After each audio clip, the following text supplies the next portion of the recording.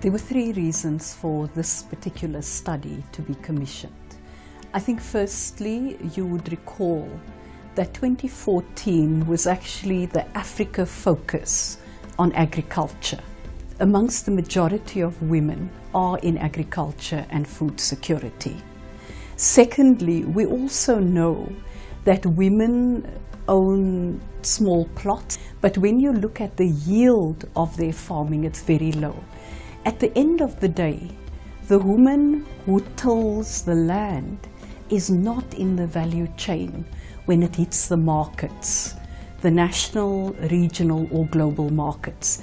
And we felt that there was a need to do a study that would make a real difference for women. We wanted job creation, we wanted to look at impact and scale. And hence I had a discussion with a number of people.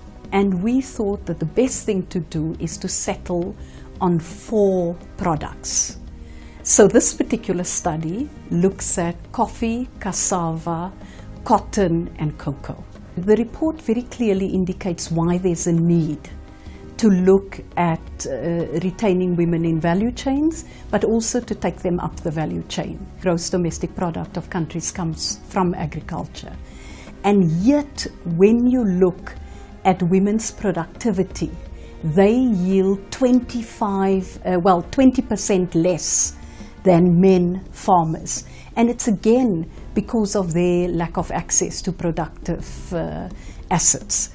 So what we want to do is to look at how we can support women to retain them throughout the value chain. We also see this as one area, and McKinsey says this, where we can create a number of jobs. And we want to bring women and youth into agriculture because we know that our agricultural population is an aging population. We need to transform it completely, to bring dynamism into it, and this study will contribute towards that. There were also discussions with our agriculture department, and I must say Dr. Chiji Ojokwe was a good ally on this. He was ready to be in there and take this forward because of his passion at looking at agriculture of women and youth. We of course went through a process, the normal procurement process, and through this commissioned a report through McKinsey that's on the table today. You know, one would quite argue that when you look at industrialization, you should focus on manufacturing, there's more jobs. But let's look at agriculture and the whole reality on its potential that I reflected on earlier towards contributing towards the GDP of countries. But the second issue is food security. Africa is not producing enough food, not only for its people, but for export as well. And we should look at agribusiness and all. You look at, for example, cocoa and coffee.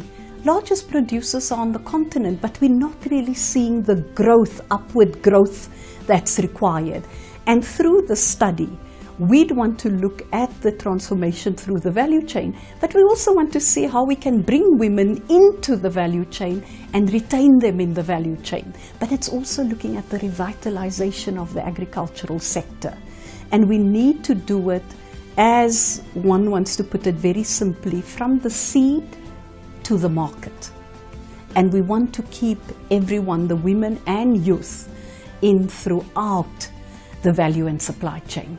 And we want women to be there with high value products as well. We want to transform this industry, ensure the mechanization of the sector, ensuring that there is the required resources and support to make the difference required. Why the women? 60% of women's productive activity is in agriculture, and we need to do it in a way that the women are leading and part of that value chain, young and old, and the bank should be using it in country and share this with the policymakers, with governments, with the private sector, and here as the multilateral development bank on the African continent, Africa's bank, we want to contribute towards that change.